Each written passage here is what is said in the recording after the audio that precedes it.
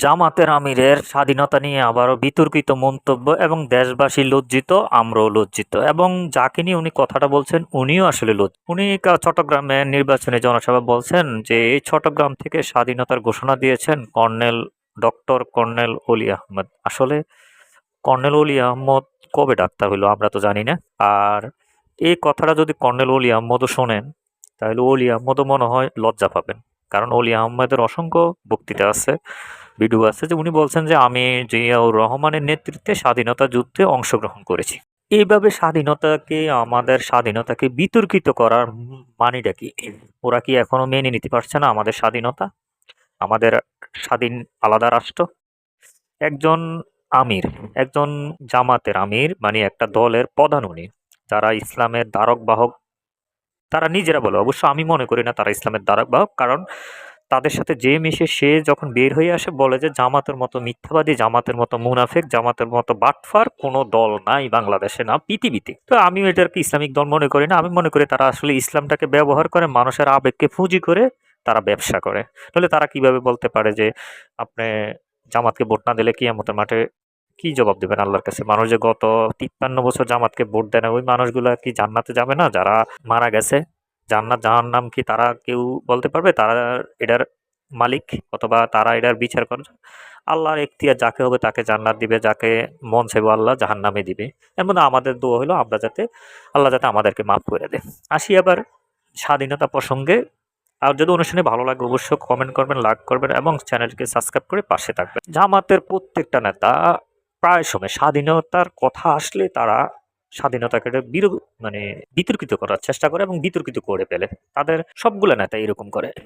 তাদেরকে যে আমরা রাজাকারের দল বলি, আসলে তো আমাদের এই ধারণাটা আসলে কোনোদিনও ভুল না এবং বাস্তব। আজ যদি আওয়ামী লীগ ক্ষমতা থেকে এই কথাটা বলতো, আওয়ামী লীগ তো জিয়াউর রহমানকে বাদ দিয়ে অলি আহমদের কথা শুনলেও এত খুশি হইতো, জামাতে আজকে ঘরে মানে কান্দে তুললে নাচতো।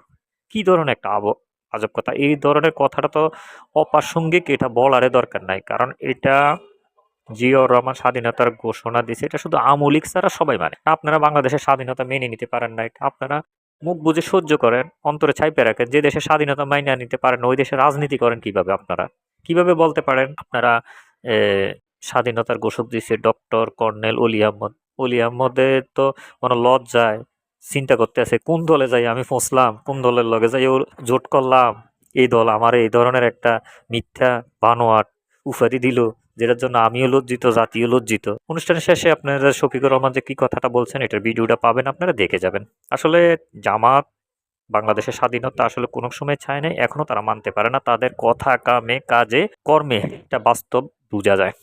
আমরা যারা সার্বভৌমত্বে বিশ্বাস করি, বাংলাদেশের স্বাধীনতা বিশ্বাস করি, আমরা জামাতকে ভোট না দেওয়ার চেষ্টা করি। কারণ ওরা আসলে মিথ্যার ঝলকানি দেখাচ্ছে মানুষকে। এই ধরনের মিথ্যা কথা আসলে কোনো দলে বলতে পারে না।